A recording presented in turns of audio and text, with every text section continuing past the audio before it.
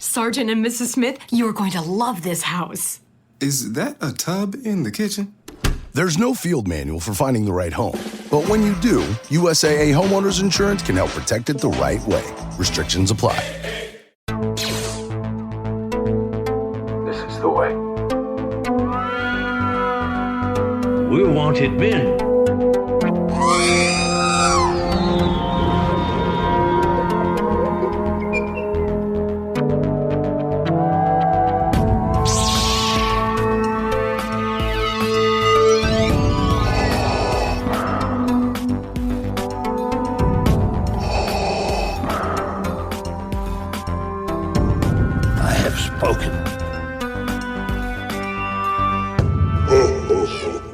Welcome to another edition of the Smuggler's Galaxy podcast. I believe this is episode number 17 in our jaunt across the Star Wars galaxy. Jason, Merry Christmas. Good morning. How you doing, man? I'm doing good. I'm on my third cup of coffee, so I can bring the energy right from the start of the episode instead of waiting until the end and jamming it all in the last 15 minutes. Awesome. So you had your creamer all set up. You didn't have to make a run to Starbucks this morning? Nope. I have my peppermint mocha creamer ready to go. Awesome. Yeah, I've told the wife we've been drinking so much coffee the past few days. It's like we need to get some before we run out because, yeah, we've been off the past couple of days, and you're drinking a couple of pots a morning, and all of a sudden there's no more coffee. Right. But yeah, no, I'm ready to go. How was your Christmas? My Christmas was great. I got a lot of Star Wars pickups. I can go into that if you want to talk about that. Well, before we get into that, I want to know about the elf dare, because there's pictures of you running around this grocery store in an elf outfit, and I need to know about that. All right, so I was Buddy the Elf on Christmas Eve. So the backstory of that, and I'll try to make it quick. Back in Syracuse, there was a United Way event where we would have a booth, and it would just be for the community. And part of that booth was the New York State Fair, and I dressed as an award-winning turkey. And I just kept wearing that turkey every Thanksgiving. And then my in-laws found out about it, and they said, that's great. You need to do something at Christmas. And they coaxed my wife into getting the Buddy the Elf costume. And so we got that. And then my wife was like, we need to go to the grocery store. I'm like, okay, let's go. I was in the costume. And my youngest daughter was like, he's not really going like that, is he? And we were like, yeah, I am. And she's like, oh, I got to see this. So we went to the grocery store, and it wasn't as embarrassing as you would think. People were laughing and waving, and it just brought smiles to their faces. Several people said, I love that. There was one couple who had kids in the cart, and they were like, my wife was like, see, you're not the only one wearing your pajamas, because the kids were wearing their pajamas, and they're like, hey, it's Buddy. And I was just like, hey, kids. That's awesome. Yeah. Was it on Christmas Eve? Yes. That wouldn't be that odd. You do it 4th of July, no. People would probably look at you funny, but that was awesome. Right. It was in season. So, but yeah, it was fun. Awesome. So what kind of pickups did you get? What kind of gifts? Yeah, I got the vintage collection carbon freeze chamber with a stormtrooper in there. And as somebody who doesn't open the action figures, I'm debating if I should open this just to get to the action figure and put it on display, or do I leave it in the box? I think I'm going to leave it in the box for now. Just one piece of tape that is holding that thing together? Yeah, if I open it, I'll know that I opened it. I can't live with myself. Jeez. Can't go back once the tape has been broken. Right. I'm that level of crazy. I mean, when the Jabba's Palace came out and they went on clearance at Walmart, I bought 3 of them. Mm-hmm. One to open to have the figures on my sail barge, one to open and have the figures on display with my other carded figures, and then one that wasn't open at all. Wow. Yeah, that's my level of crazy. Well, when they're $13 a piece, why not buy 3 of them?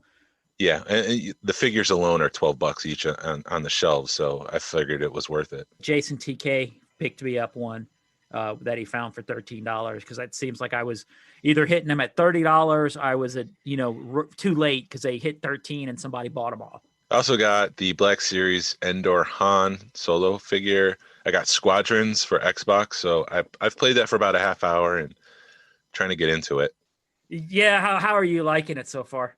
It's tough. It reminds me of like Christmas morning and opening up Rogue Squadron and then going to play with that.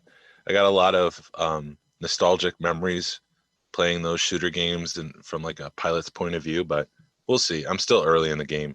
I'm up till I think level 18 on that, and I'm still getting my butt kicked. But you'll have like 20 deaths to 2 kills. Yeah, that's how it's going. Yeah, So I wouldn't cut it as an Imperial pilot. I mean, I would have died in the first battle. yeah. I'm as effective as a stormtrooper and a TIE fighter. The last thing I got, my wife got me the set of coaster pins. They're Disney pins, but they look like the coasters from Olga's Cantina. Awesome. Yep. So I got those. On display. And then, funny enough, we were looking for something else yesterday. We were looking for something to help the kids, assemble whatever their gift. And we got, I found my old Disney pins from like 20 years ago. Oh, wow. And so I was able to put those on display, which are really cool because they're like full-bodied pin versions of like Han Solo and Boba Fett and Yoda. So I'm very happy. I thought those were lost, so I was ecstatic to find those again. I love when that happens. You think you lost something, and then you find it like a couple of years later, and it brings up memories and all that fun stuff. And then earlier this week, as I was doing last-minute Christmas shopping, I hit a Walmart in Holly Springs real early in the morning, and I found the whole wave of the vintage collection, the new one with the Armorer, the Mandalorian, Rex. And I was really happy to get Rex because those clones don't normally stay on the shelves. Right. That's cool.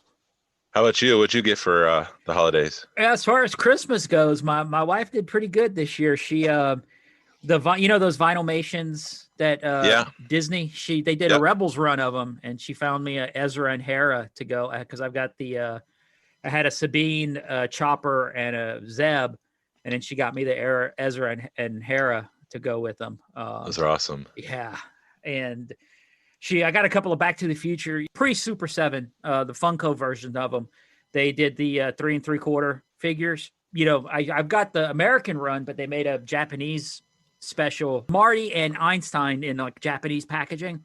Yeah, and she said she's been watching those for a minute and finally found one and picked that up for me. She got me some, I don't know if they're what kind of bootlegs they are, but they're like the blown plastic bootleg. It's a bootleg Boba Fett and a bootleg Darth Vader. Had a pretty decent run this year. And then she got me found a Hera pin from Celebration 17 that she picked me up. Yeah. That's awesome. And then my daughter got us those, I guess they're Cruel dishes that the Sam's Club had that were all Star Wars'd out. Yeah. So she got us a set of those. You got a set of that. Yep. So now you can eat your chicken nuggets on your new plates. Right. Well, these are like the storage, instead of them being plastic Tupperware, they're glass. Oh. Yeah. I don't know if I've seen those then. Yeah, Sam's, they did a run. They did 2 of them. One was Baby Yoda, and one was like a bunch of Star Wars. I think there's a C-3PO, there's a Darth Vader, there's a Chewbacca, and then there's a, did I say Yoda? And then there's a Yoda. So there's like 4 of them. Wow. Yeah. I'll have to look that up after this. Yeah, they're pretty cool. I don't know if you could. It was sort of like those Baby Yoda grape crates that they sold out of in like 2 days. Those were awesome. Yeah, I wish I would have just dropped what I was doing and go pick them up. But yeah, when I went a couple of weeks later, they were like, "Dude, we sold out of those in a week, in like a day." Wow. Yeah. So your son got something pretty cool, man. Talk about that. So I have a friend who used to be on Face Off, which is a makeup show that was on Sci-Fi, and they would build creatures out of latex masks and stuff like that, and then they would they would compete against each other for in front of judges who were in the industry, and they had a lot of guest judges, and so it was just a really cool show. He lived in Miami at the time. He's since moved to Atlanta because this is the center of the entertainment industry outside of Los Angeles. So he's working on a bunch of cool shows right now, creating creatures and special effects makeup. And during the quarantine, there wasn't a lot going on because everyone was shut down. So they did focus on a small fan film, Star Wars fan film about my son's favorite character, Bosk. He was sharing me some photos of the hands that he was sculpting. And I'm like, dude, do you have access to the molds? He's like, yes, I do. And I'm like, can you make a copy of those molds? He's like, yeah, sure. Why? I was like, well, that's my son's favorite character. I would love to give it to him for Christmas. And so this was back in the spring that he was finishing up that job. He's like, yeah, sure. So he had all year long to, work on the background. And we had an agreed upon price for the mold for the feet, hands, and mask, and painting. So I asked for him to paint it because I just couldn't do as good of a job as he did. Plus, it's legit. I mean, this looks like Bosk. Yeah, And it's so, an amazing looking costume. yeah. So so we picked that up from him. I put it in. He put it in a dry vac box, and so I just taped the box. And I said, we went out to Home Depot, and I picked this up for myself. It's a Christmas present. So come Christmas morning, I'm like, well, you know what? This wasn't for me. This is for you. So he opened it up. He had no clue what was in it, like zero clue. I didn't even tell him about the fan film until he opened up the box. And he was just blown away because, like I said, it's the feet, it's Bosk's feet, it's his arms, it's the mask. He was wearing a NASA shirt Christmas morning, so we did take a picture of him in the costume with his NASA shirt on. We put his Christmas hat on, so it's just an awesome piece, and he's ecstatic to have it. And we're thinking like, do we get like a Bosk hoodie because they make those, and put him in that so he could be like teenage angst Bosk, which would hold us over until we could afford to make an actual Bosk costume. You know, he wore it for like 5 minutes and he had trouble seeing in it. Mm-hmm. So I'm like, so was this like a celebration thing? He's like, no, I don't think I can wear this to celebration. It's just an awesome piece, and we're trying to figure out how do we set this up for him so he can have it on display. But yeah, it's awesome, and he's ecstatic to have it. That movie was pretty cool too. I watched it. Well, I didn't know about it because until you told me about it, I watched it, and it was cool. It was actually left me kind of wanting more. You know, it's a 15-20 minute short. When it was over, I was like, that's it. You know, I was wanting more because it was that good. And they have a little guest appearance because I was like, is that who I think it is? It's the Mandalorian all over again. Is that who I think it is? Yeah, exactly. But not to spoil it, it is, and it does have the Predator feel. My wife was like, is this Star Wars or Predator? When we were watching it. And it, you know, it's done very well. And apparently there's a lot more, like the local guys. There's the guy that I want to make my bucket. He was in it, you know, and there's a couple of people I follow on Instagram and stuff were posting about it saying, you know, they were in it. So pretty big undertaking. Luckily there was a surprise cameo from the comic books I wasn't expecting, which I thought was cool. Yeah.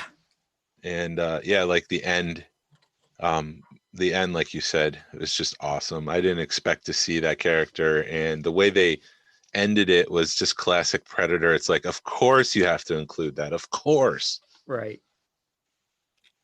So yeah, go watch it. It's called Scorekeeper. It's on YouTube. It's about 20 minutes, and you can thank us later. Yeah, it was awesome. Going to all the stuff Hasbro released on the last Mando Monday of the year. Can we go into it? Yeah, just freaking Hasbro, man. I sighed because I'm like, yeah, another Boba Fett helmet, man. Yep. And I had thought about getting that and then the Empire Strikes Back version because they're just so cool. I really wanted to try yours on, but because of the quarantine, I'm like, I don't want to put my face into his mask right now. Yeah. Because my head's so big. I have the Dom Post mask from like 97. And it used to fit my head in high school. It doesn't fit my head anymore. Oh, wow. And so I'm just like, will this fit my head? Because the Darth Vader one barely fits my head. They put a halo in it, you know, one of the hard hat halos in that helmet. And I had to take that out because it fills it too much. But then you take that helmet out, you know, it fits too tight. But then once you take that halo out, then it's too loose. So I think I need to get some padding or something to make it work. But at this point, I don't plan on wearing it out of the house, so I'm just going to leave it as is. So they released the Mandalorian repainted version of the Boba Fett helmet on Mando Monday. And then I just real quick, I went back to see if I can still get the Empire Strikes Back version. And they are re-releasing it through Entertainment Earth later next year, like September time. So I'm thinking I might pre-order that because it's classic Boba Fett. For $120, it's well worth it. It's a good, you know, as some people call it, like a 10-foot helmet. So from 10 feet, it looks great. It still looks great up front, but you know, up close, but you start seeing that, you know, the damage is a sticker or whatever. And the Black Series helmets, all of them are awesome. But then they announced the Black Series Darksaber for $250. Oh my God, dude, I was so ready. I was like, I'm ordering that thing. I figured it'd be about $150. I got all excited. Then I went to Amazon and it was $250 freaking dollars. And it's a lot. That's a lot for a saber, because for that much money, you can go buy one that's actually you can combat, you can compete with, and battle with. That's going to take damage. I don't know if it would knock it down. If they knock it down $100 or hell, even 200, I could probably justify it. But 250, I mean, it's badass because the hilt comes apart and you got a display stand for it and everything. But it's a lot of damn money for what they, for a freaking toy. But Yeah. I bet that's going to be something that's definitely going to go on clearance here soon, or not soon, but you wait 6 months to a year, it'll be on clearance. But shit, you don't know. Yeah, it's a lot. And that's definitely not for kids. That's for adult collectors at that price point. I mean, they already have a kid version out, so it's really just for adults. Yeah. And if I'm going to spend that much, I'm going to battle with it because my grandkids come over and we play Star Wars and we play lightsabers, and I'll break out my Savvy saber and play with them. But I know if I break it, I can always, get a new blade for it or whatever. And it's made, you're playing with the 2-year-olds or 5-year-olds. So it's, they're not going to break it. But at $250, no way would I break out my dark saber to play with them. Yeah. But that's where there again, if I'm going to spend $250 on one, I'm going to get one that's battle ready. And then they're re-releasing the Slave One. Yes. Okay. So explain that to me. Or you were telling me that they had an Amazon version and then a normal version or something, but I have no clue what the difference is between the two. I wasn't saying that. Oh, you were saying, wasn't you? Somebody was telling me or asking me or something if I had the Amazon version or the normal version, or I don't freaking know. So I do know that the Vintage Collection Slave One was previously released, I think years ago during the original run of the Vintage Collection. And then they re-released it last year, or the year before. That's the version you have. Right. They did make slight changes like the stand and stuff. But I think for the most part, it's pretty much the same. And then they're re-releasing it in light of what has just happened on The Mandalorian. Right. They that first release was Clone Wars. It was like the transition between Jango and Boba. So it had a young Boba in it, and it came with a Jedi starship. So it was a pretty big package. Yeah. And they're $200-$300 if you can find them. When I got mine open, it was missing the ramp. So I contacted Hasbro and they couldn't. They're like, we don't have those pieces because it's too popular of an item. And I was able to hunt down one of the Jango versions. Somebody had a skeleton of one and it had a ramp, and I picked it up for cheap. So I can throw the ramp on it. But lucky you. Yeah, I know. I got lucky, but and that's another reason why I don't want to spend $250 on something from Hasbro. I mean, they made it right, but my Boba Fett helmet, when you put the visor down, the rangefinder down, only one of the lights light up. And I sent it to Hasbro and they were like, oh yeah, you use better batteries in it. And I dropped it at that point because they were like, we don't have any because it's a popular item, the same BS. Plus they also have that Mandalorian helmet too, which I want to pick up. So I personally would prefer the helmets over the Darksaber just because that's expensive. Mm-hmm. And I can get almost 3 helmets for that same price. Right. Kind of, but whatever. 2 helmets, I guess, when you do the math, right? Right. Yeah, it was. You get 2 for 1. But yeah, so that was the final Mando Monday, and no new Boba Fett action figures or new Mandalorian figures. It's all helmets and plate items. It's stupid for them not to release those figures. Yeah, they'll get to it when the Book of Boba Fett comes out next year. Yeah. Do you want to talk a little bit about the Book of Boba Fett? Or do you want to talk about our top 5? We could talk which way either way, man. We can talk about. Well, let's close that out then, the top 5, and we can talk about the Book of Boba Fett now. What are you wanting to see in this Book of Boba Fett?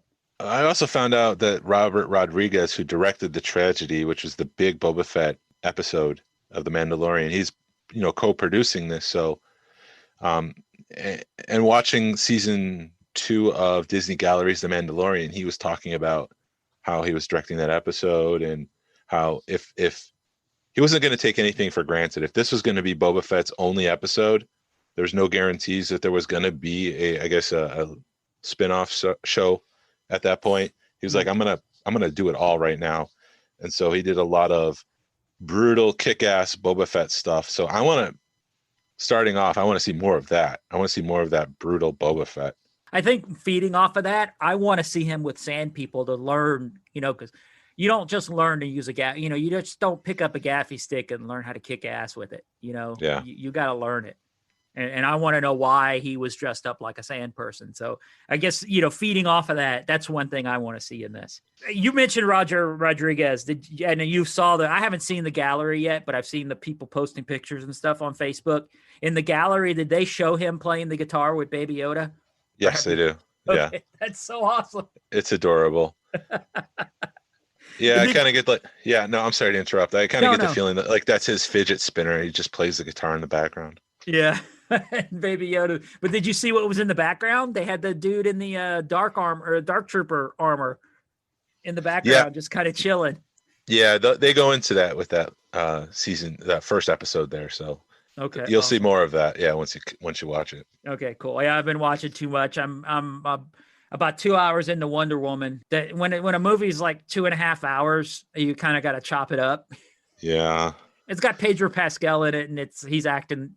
I guess you get to see how good of an actor he really is because he's totally acting out of his rage. Yep. Out of what you've seen him. I loved Return of the Jedi. I thought that, Empire Strikes Back is my favorite Star Wars movie, but as far as creature creation, I thought that Return of the Jedi was always the best in creating all those creatures and Jabba's palace and Admiral Akbar and all those guys. So I really like the potential of this new Boba Fett series if it takes place in Jabba's palace and all those creatures come back. I think that would be great. So I want more of that kind of stuff. Right. I want to know what he's doing there, because is he going to rebuild the huts? Is he going to, be, instead of Jabba the Hutt, will it be Boba the Hutt or, whatever? Why did he take over Jabba's palace? Is he just tired of being a bounty hunter and he wants to point and be a gangster? Even though I know you said you don't want to see that, but is that where they're going with it, a la Darth Maul? Yep. And after we kind of had our last episode, I was thinking about this more in depth. And I think it would be cool to see some sort of Scarface kind of movie where he brutally takes charge and becomes this major empire of the cartel or something like that. No, so now you do want to see it. Yeah, I do. 180. I think that's the way they're going to go with it, because, maybe we'll see. Well, you're not going to see Darth Maul because Darth Maul is not in canon, is dead right now. But yeah, spoiler alert. But, that could make for awesome. You could have Bosk back. You could have all these bounty hunters. Hell, you could even have IG-88 back. Would they, like you just said, would they go that far? And it would make for a cool show, I think. What I'm thinking here is that Jabba the Hutt dies on the sail barge. Bib Fortuna, escapes somehow. This is what, 2-3 years after Return of the Jedi? I think it's closer to 5. Is it 5? I thought it was 5 years after the Battle of Yavin, but that still murky to me. Yeah. But still, I think Bib Fortuna is a number 2. He's weak. He's never been the strong guy. He's never been the guy to give orders. And so I think he's a figurehead. I think all these characters in Jabba's palace they know nothing other than living in Jabba's palace, being the scum, just kind of taking orders. And so Bib kind of saw this opportunity to maybe make himself more secure, even though he's a weak figurehead, but he is a figurehead and he just sits on the throne and tells people what to do. I don't think he ever held any power. Mm-hmm. And so just think about how quickly and easily Boba Fett walks in and guns everyone down. And it's just like, no, I'm in charge now. Right. And so I think he's returning the strength of the cartel to Tatooine. Mm-hmm. Maybe that was lost. No, I think he can do it too, because, the Mandos may not like him, but I think he's got, big man in a little fish bowl, Yep. type thing, or big fish in a little bowl. That's what I'm thinking of, and I think he's got enough. I think he can run Tatooine. He may not be able to run the universe, but he can definitely run Tatooine. Yeah, I would imagine there's some sort of power vacuum now that the Empire is gone. And so there's opportunities for, and when you think about like some of the episodes, how things were black and white, who has power, who doesn't have power, there's opportunity for people to slide in and take some power from the places where there's a void. You know, the Empire is no longer on Tatooine. We saw stormtrooper helmets on pikes. So, you know, maybe there's a vacuum of lawlessness in Tatooine. And you even see that in the cantina, how depressed it was when in A New Hope, because of the power of the Hutts, because everybody came there, it was a thriving place. But without that, it's dead, it's depressed. Yeah. And so if Boba's able to come in and provide jobs, provide opportunity, he's going to strengthen his power. And I think that's maybe where this is going. Right. No, that would be cool to see. And I didn't think of it that way because, yeah, what if he does bring Tatooine back to its former glory? I want to jump ahead, but I don't want to jump ahead because we're going, you know, I guess this is like our top 5 or, you know, this list of things we want to see. But I'm listing. I'm just doing a brain dump. I'm doing a brain dump. Brain dump. That's awesome. That's sort of where I did notes, but I want to see the Sarlacc pit. I want to see how the hell he got out of that.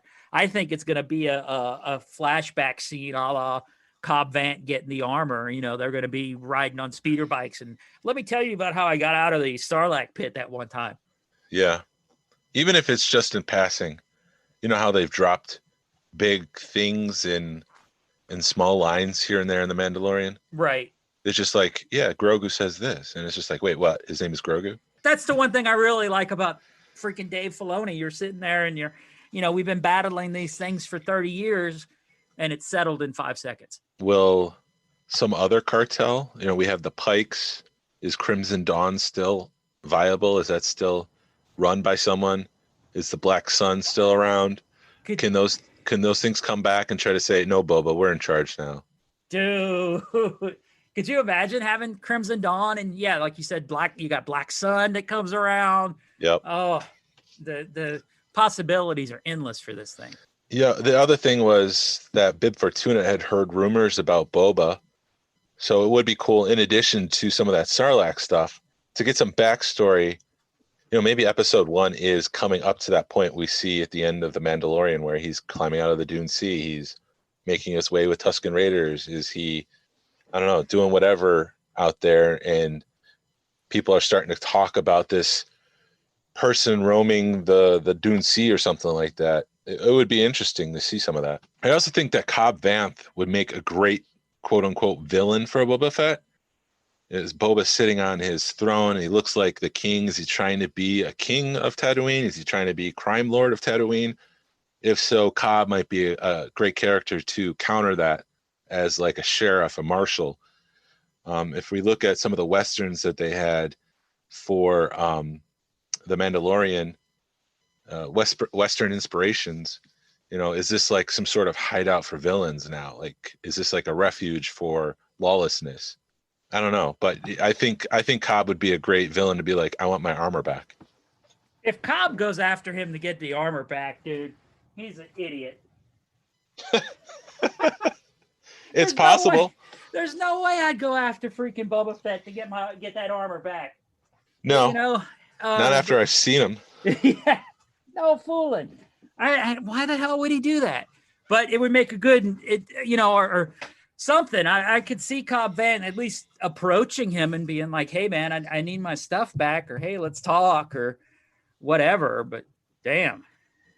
Yeah, I think Cobb's motivation would be more like, you know, I've worked hard to get this Freetown, and most what was it called?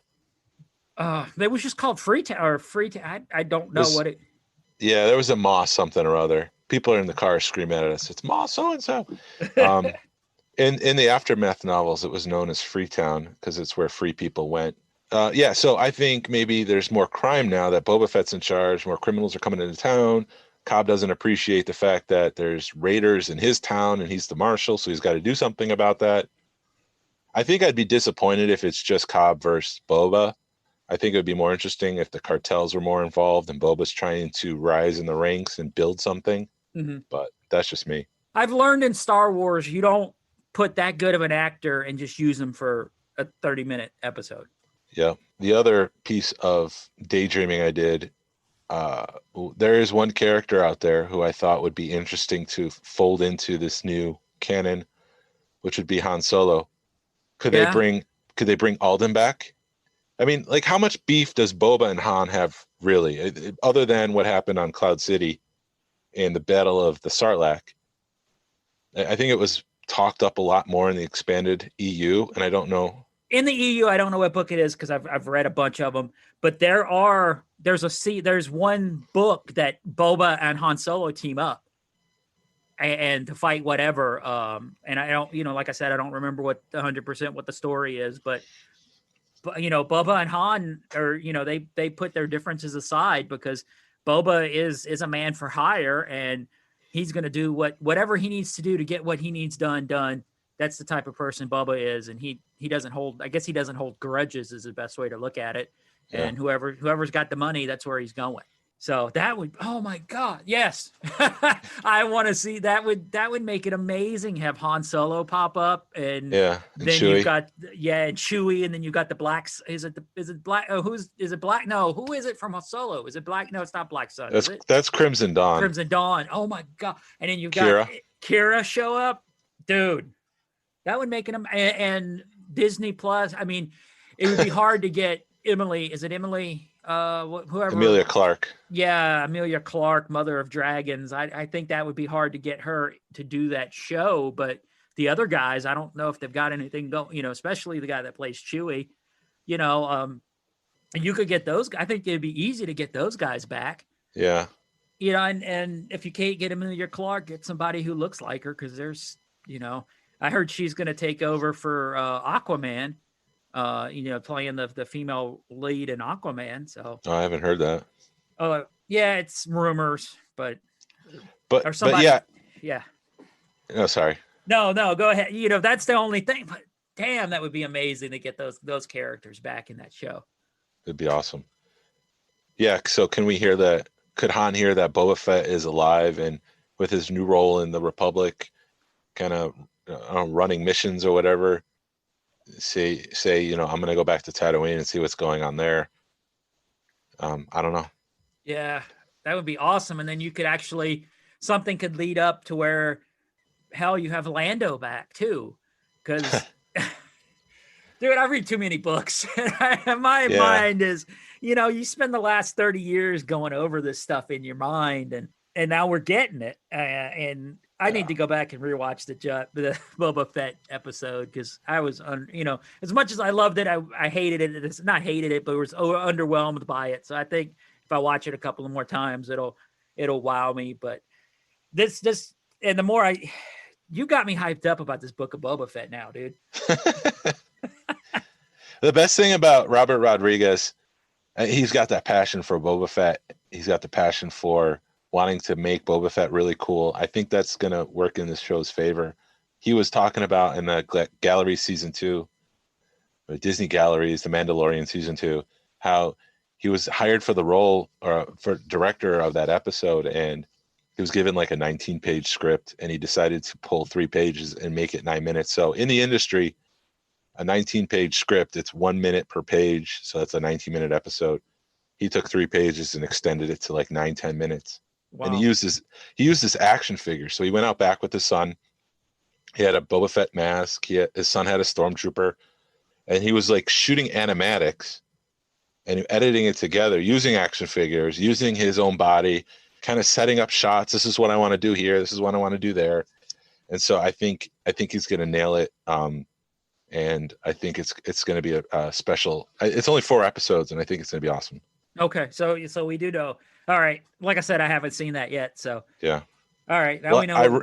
Go ahead. Yeah, I read that somewhere. I don't know. It wasn't said in the show, but I did read that somewhere. I don't know if that's true then. So I'm going to jump ahead because this is what I wanted to say a minute ago, but we were brain dumping, and I still got a couple of things I want to talk about. But the from what I understand, because Jon Favreau was on Good Morning America, and they announced, when they officially announced Book of Boba and showed the logo and all that, everything, they said that it would come out.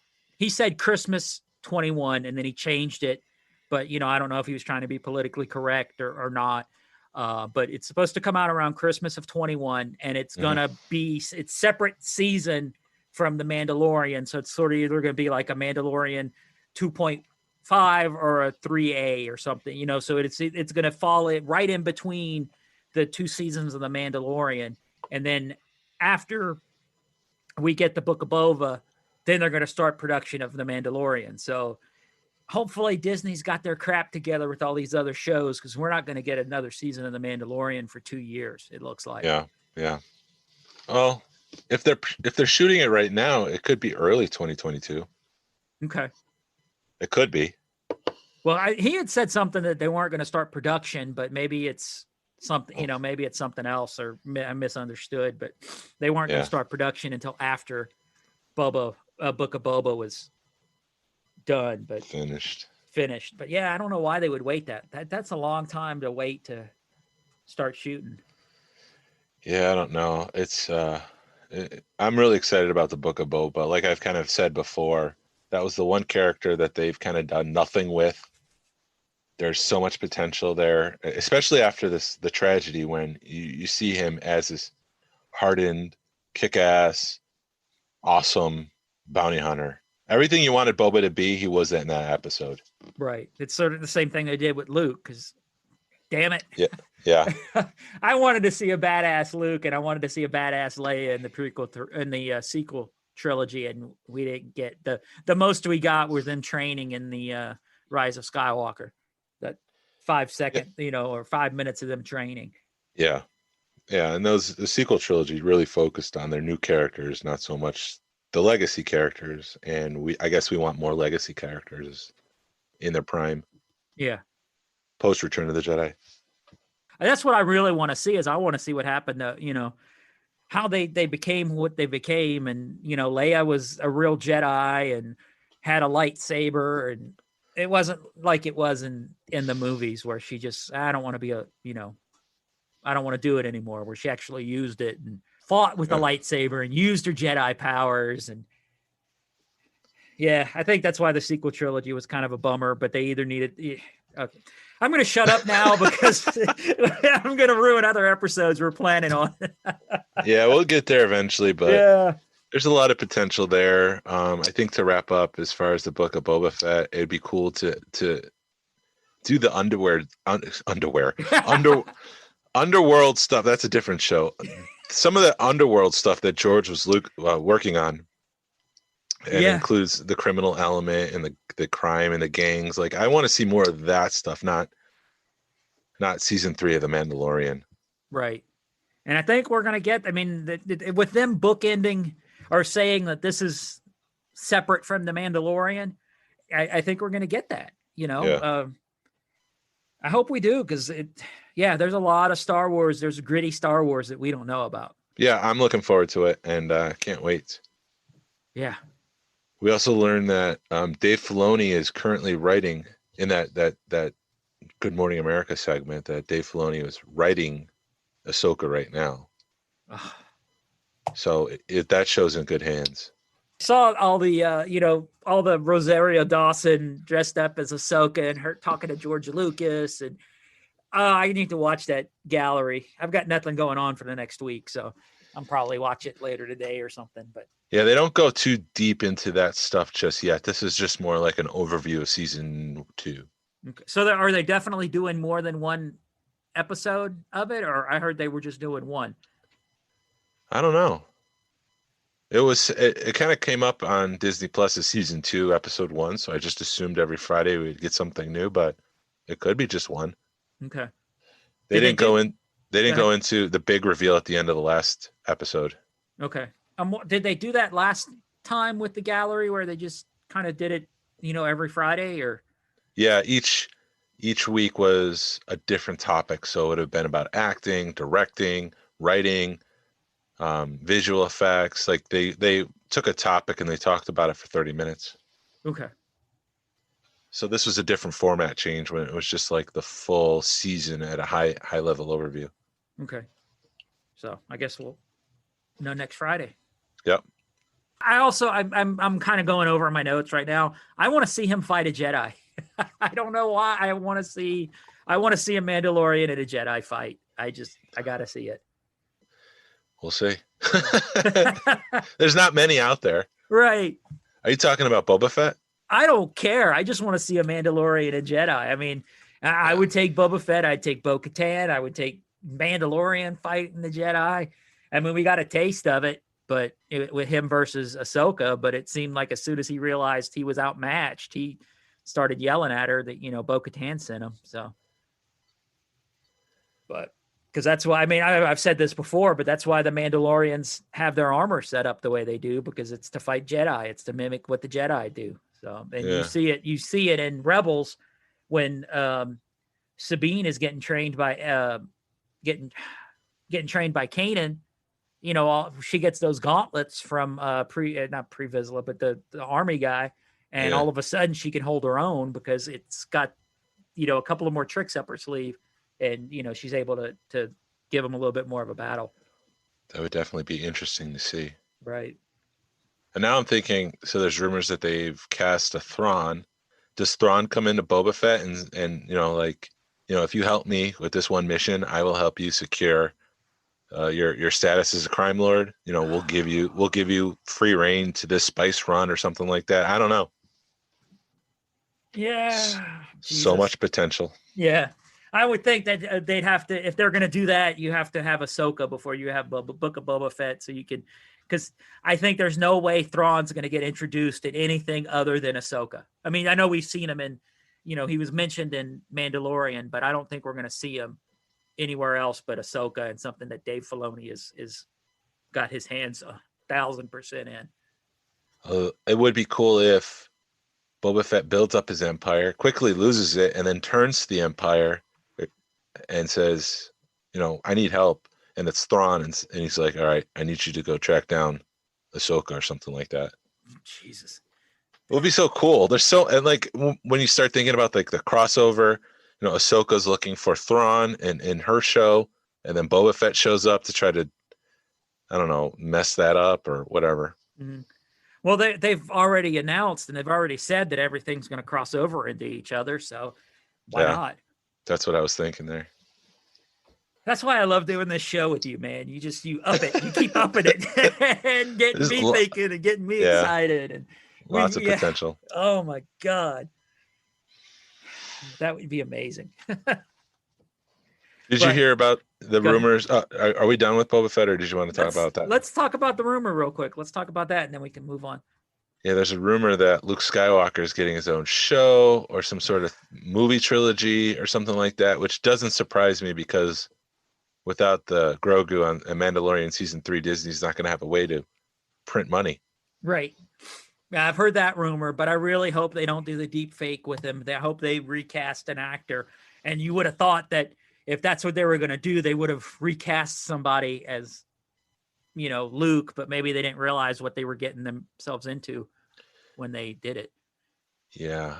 There's rumors like Mark Hamill would be on set or be the lead or something like that. And I just don't know if I can watch a robotic Luke Skywalker for 60 minutes every week. And that's got to be a lot of money to do, man. It's not something, to me, how would that be cost effective? Just hire somebody new. Yeah, they blew millions and millions and millions on the Tarkin and Rogue One, which I think it works for me, but I think for a lot of people it doesn't. Mm-hmm. And so it's just hire someone, because humans know other humans and they know when they're not looking at something that's not real. And so I think it would be in their best interest to, get Sebastian Stan from The Winter Soldier or something like that. It'd be cheaper. Yeah, it would be easier to kind of settle into the show, I think. I think after about a half an episode, I think it'd be, we'd look at him and be like, all right, cool, that's the new Luke Skywalker, versus trying to get our mind wrapped around a deep fake. We need the Baby Yoda train to keep going. Yeah, let's print that money, man. I hope he shows up in Hollywood studios, man. That would be him and the Mandalorian. They need to do a meet and greet, and that would just be hours on end trying to do that. Yeah, and then that's a whole nother episode about what we'd want from Disney if we were running the show.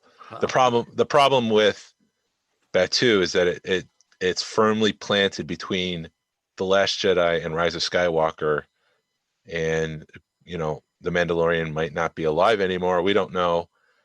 And so there's just very little wiggle room for Disney. Their hands are kind of bind together. There's very little wiggle room for them to introduce a Han Solo or Luke Skywalker walking the streets. Yeah. And so, yeah, that's a whole other episode. Yeah. Oh man, I can't wait to get into that one too. Because as much as I love Galaxy's Edge, I've got just as many beefs with it. Right. Me too.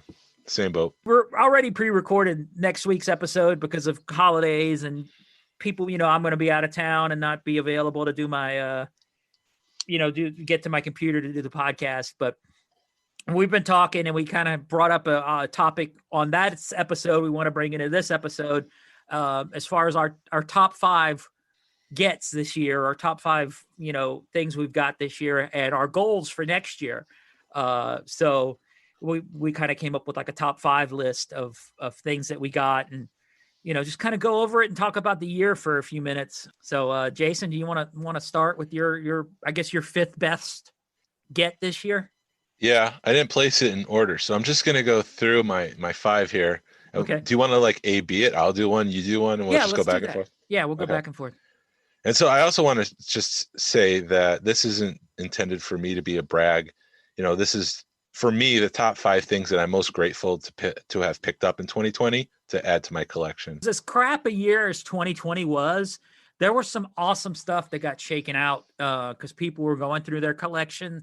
They were, trying to clean up and they were seeing stuff that they hadn't seen, going through the back of their closet or straightening stuff up and going, okay, this doesn't fit anymore, so I'm going to sell it. And there was a lot of stuff that came available in 2020.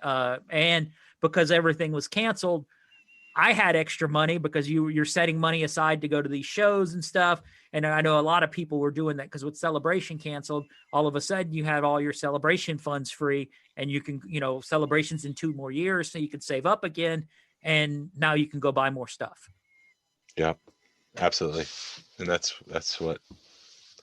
how I've got most of the things that I got on my list. Right. But I'm going to start with something that we kind of talked about last week, the Disneyland Star Tours pennant.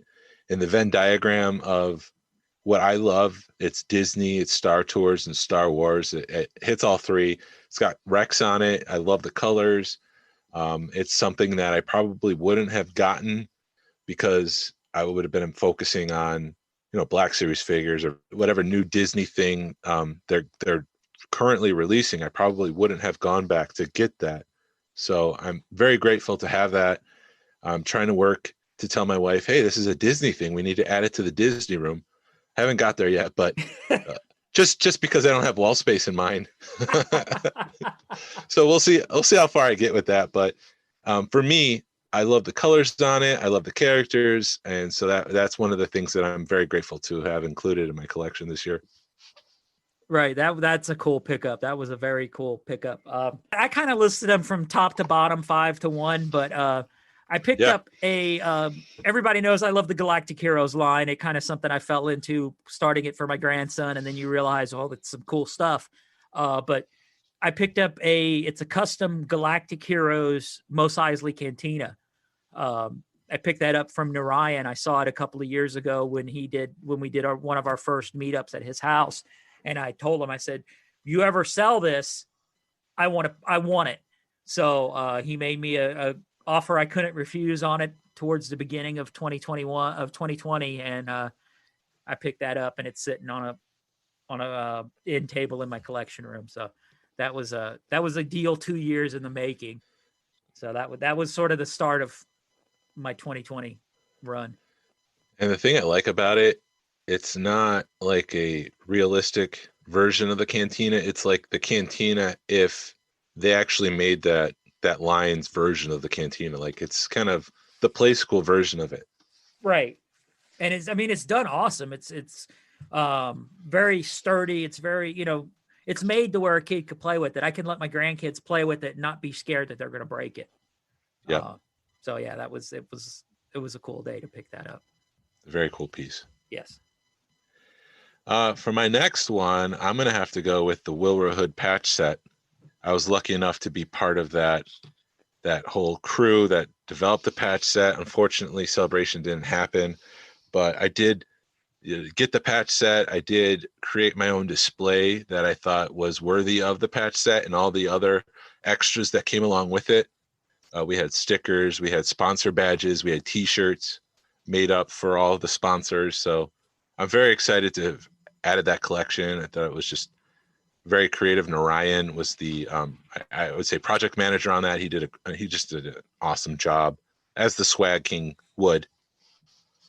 That was a fun. I didn't get involved because I wasn't going to Celebration, so I didn't get involved on a sponsor level, but I was involved in the background stuff and the talking and the coming up with things and that whole kit. I mean, Jason, you've done an amazing job. You've definitely taken the torch and ran with, displaying your stuff, your collection. But that was a year or two, year and a half in the making. Just from the concept to the finished product. And I think Narayan's still kind of tweaking things, but yeah, that was a fun, I could definitely see that. That was cool.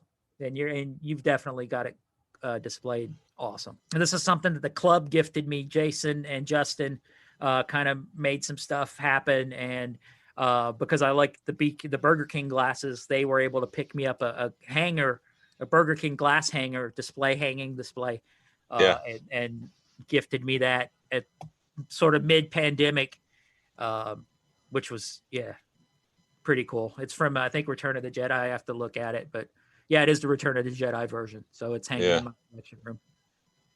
Yeah, it's a pretty cool piece. Love the vintage feel of it. Yeah. It's got the whole Game of Thrones. Well, I don't know how to describe it, but the sticky thing, the explosion, I guess, is the best way to put it. Starburst. There you go. Yeah. And speaking of gifted from the club, Narayan for the holidays gave me the small micro machine collection from the Grauman's Chinese Theater. And it was one of those pieces that it didn't even know existed. You would have to be at the premiere of the special edition in '97 at Grauman's Chinese Theater, which there's just no way I would have ever been able to make that showing to get this, but I didn't know it existed. It does. It's really cool. It's an awesome piece, and I'm very grateful that he gifted that to me and that I have it part of my collection, and I love it. Yeah, Narayan is awesome. I'm going to skip ahead one and then I'll come back to it. But sure. One of the things I got, and I got this from Narayan, speaking of Narayan, but I had been looking for a mint on card Boba Fett for about a year because I had a budget and every one that I found was outside of my budget.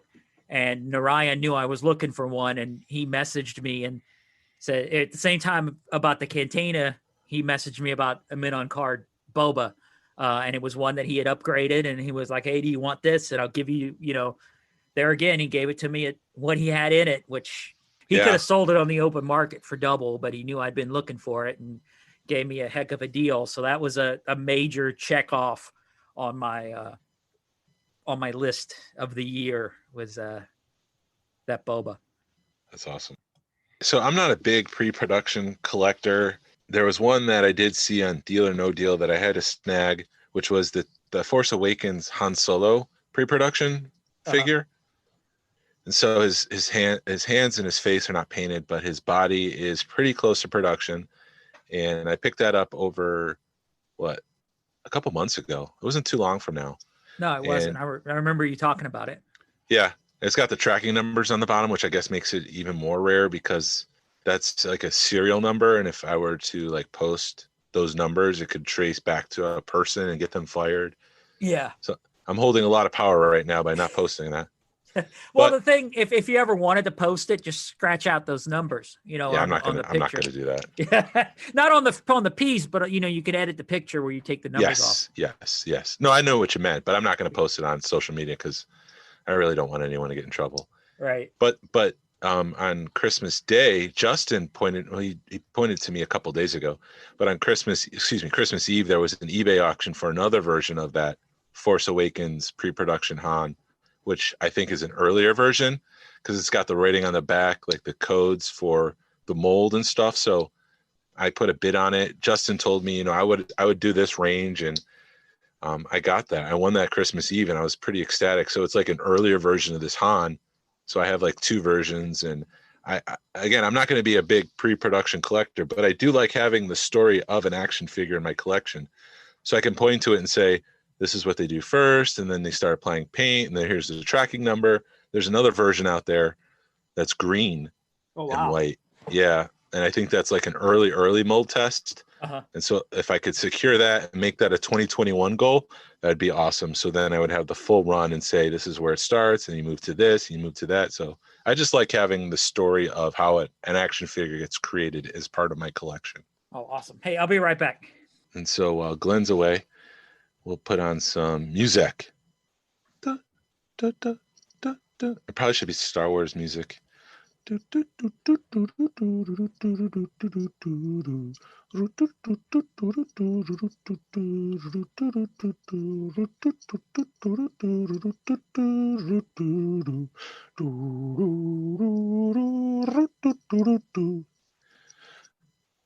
thing I picked up is I forgot to mention this. My mom got this for me for my birthday, but it just arrived on Christmas Eve. It was the Mandalorian speeder bike with the Scout Trooper and the child.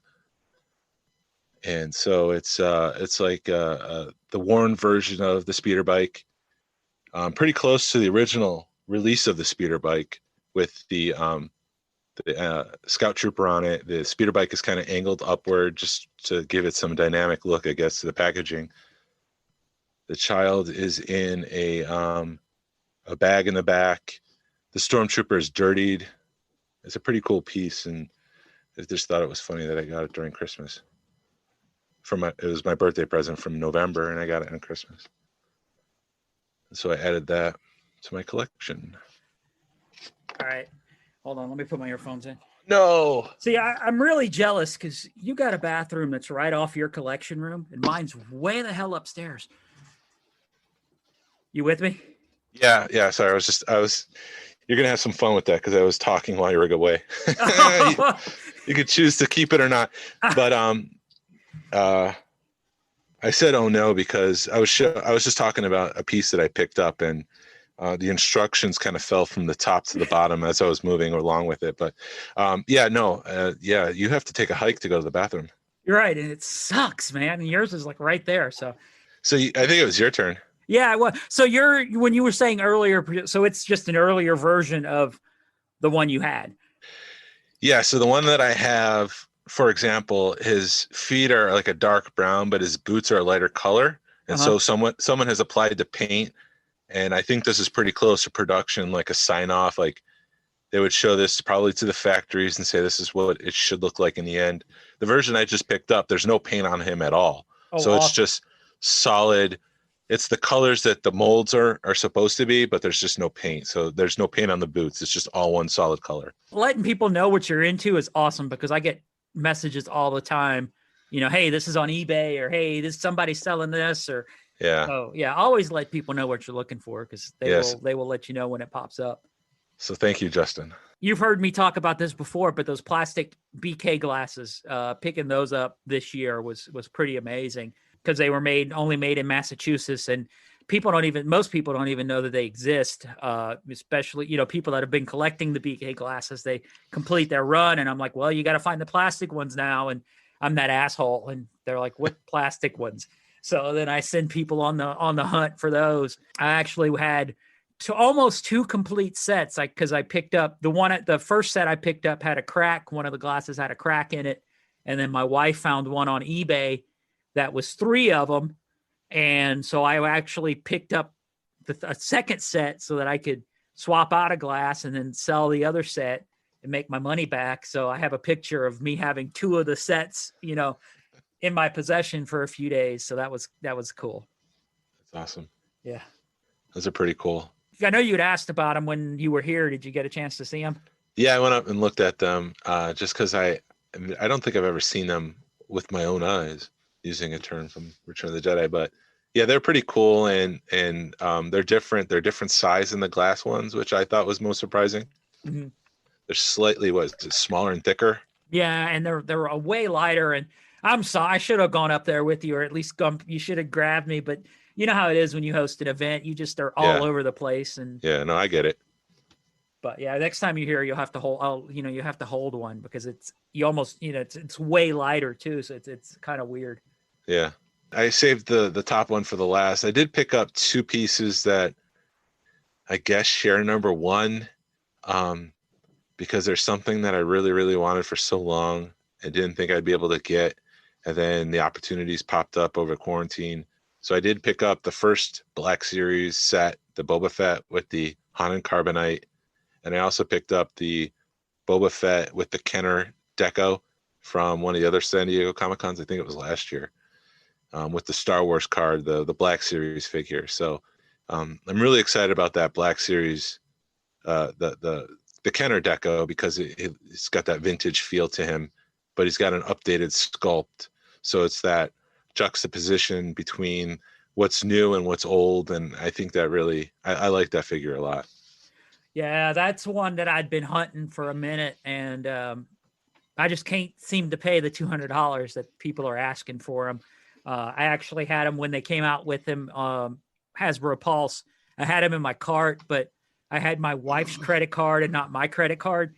So I kept putting my information in there and not hers, and it kicked me out and I lost it. But I like that figure, especially because it's got the old school Kenner deco on it. So that was a good grab. Yeah. But my quote unquote number one is actually to sort of do the same thing Jason did. Cause when you start putting all this stuff together, you're like, wait a minute, I got too much stuff this year, too much awesome stuff. Was the Galactic Heroes, the Sabine and the Hera figures. So which are two figures that were never put into production. And yet again, it was another, one was a gift from the Hera was a gift. And then the Sabine was one of those, hey man, it's on eBay. Somebody's selling this on eBay. And the guy who had her listed her as a female Boba Fett, I was like, damn it. And he listed two one day, and I thought about it too long. And then I messaged him and he goes, I've got one more that I'm going to put up tomorrow. And literally within seconds of him having it up there, I had two messages from two different people saying, it's there, go get it. And I'm driving my car. I'm with my supervisor for lunch, and it pops up while we're coming back from lunch, and I'm trying to buy it while I'm driving. And it was just, it was a cool story, and I love those guys. I love Rebels, and when you have a story to go with pieces, even though it's only, hey, this guy pointed me towards this, it makes that piece more special. Absolutely. What kind of goals do you have for 2021? Yeah, I really struggled with this one because I've never really developed goals as far as collecting. It's really just about being, for me, flexible and able to kind of weigh the options. Do I really want that as part of my collection? Do I not? So with those two with those two Black Series Hans that I have, the pre-production, I'd like to finish that out with the green version. I know that's going to be a tough one, and that might be a couple year search, but I think it would be cool again to have the full run of the production of that figure. I would also, because I'm not an opener, I'd also like to pick up another version of that Han just so I can open it and have it, in line starting from start to finish. And I'd also like a gray-haired version of that Han. So initially when they created that figure, he had brown hair, and towards the end of it, they did change it to gray. And so there are a few gray versions of Han Solo, the Black Series, out there, but they're really tough to find. And I'm sure it's going to be costly, but it is a variant. It is a production change, and I would love to have that to say that I have the complete run of that Han Solo, the Force Awakens figure. Do you want to go? I have a couple. Go, yeah, and like you said, it's not really we say goals in quotes because every year you're just like, okay, what do I want to hunt down this year? Yeah. And what can I check off the list? And you just kind of, as a collector, you kind of need to do that. So you kind of keep your, put your blinders on a little bit. But my number one goal for this year, as far as, adding a piece to my collection, would be to try to find the Galactic Heroes Phantom, which was packaged with Hera, which it's going to be my white whale and I may never find it, but that would be my number one goal this year. That'd be awesome if you could add that to your collection. Yeah.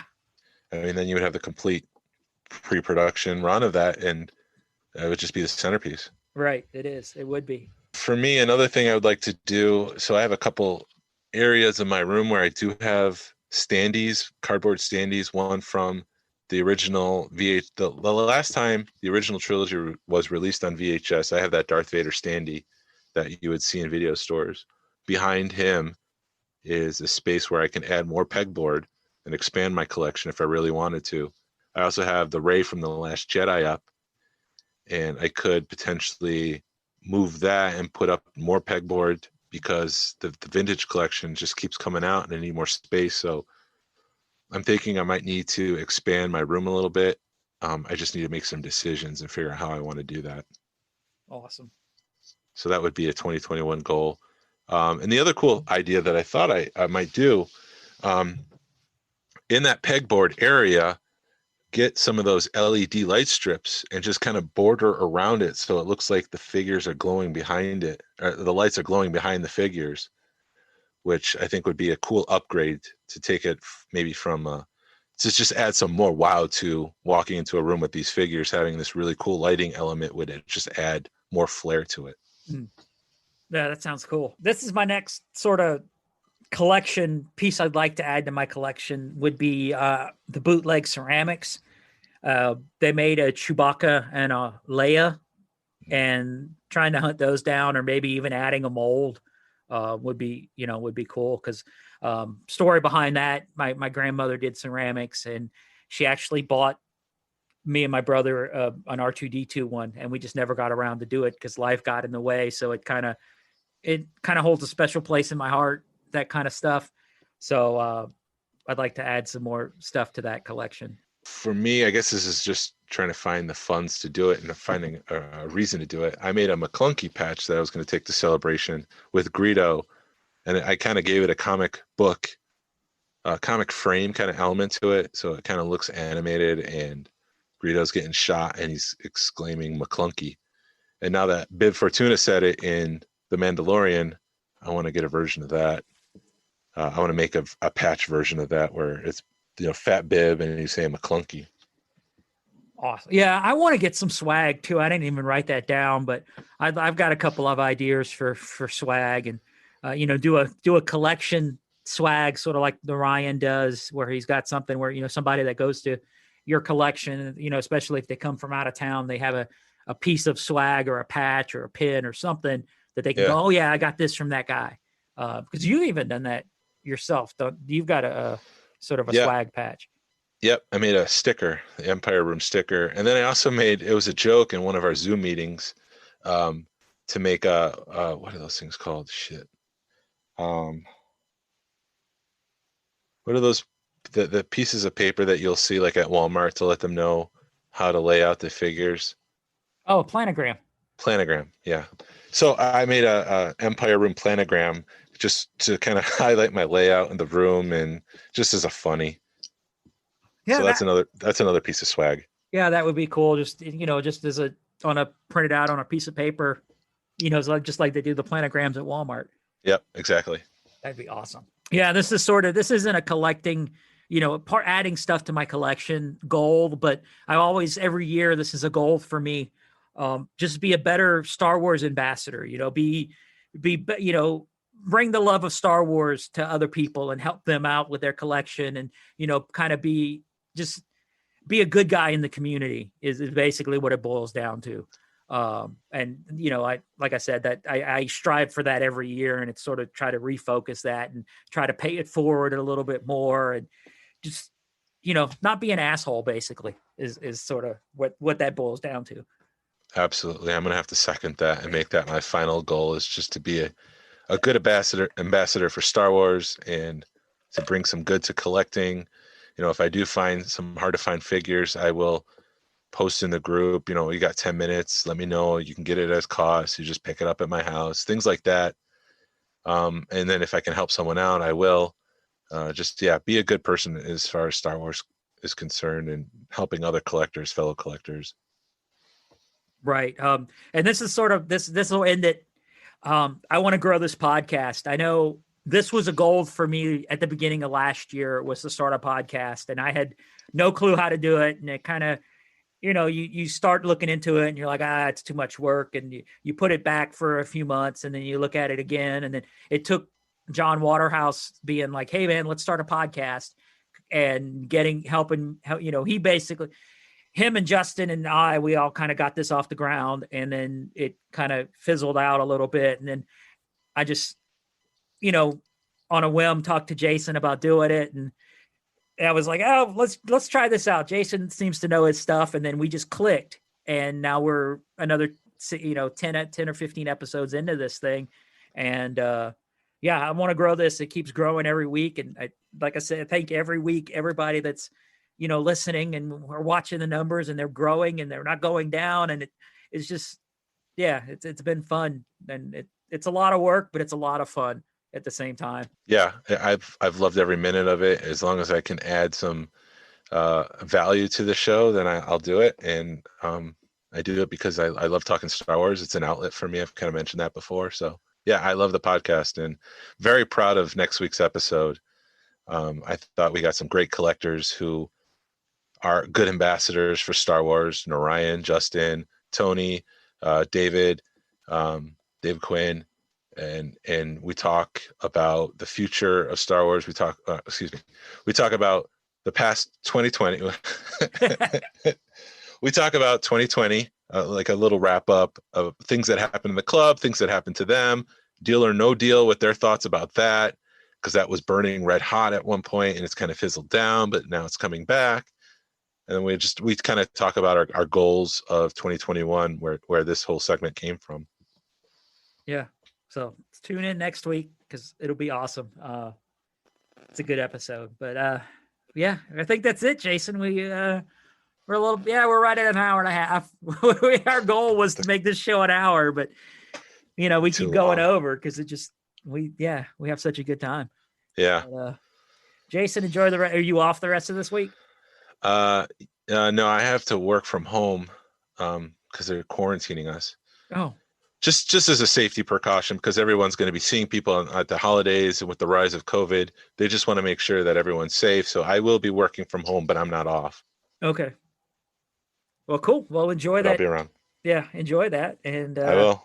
Yeah, I'm off for the next week, so I don't know what I'm going to do. I'll probably just sit around and watch Star Wars, or I don't know. But Jason, enjoy it, and I'll you too. See you again in a couple of weeks when we record our next podcast. And this is the way. This is the Holloway. Puns. I love it. That's not a pun, but yeah, it's whatever. It's fun. This is the way.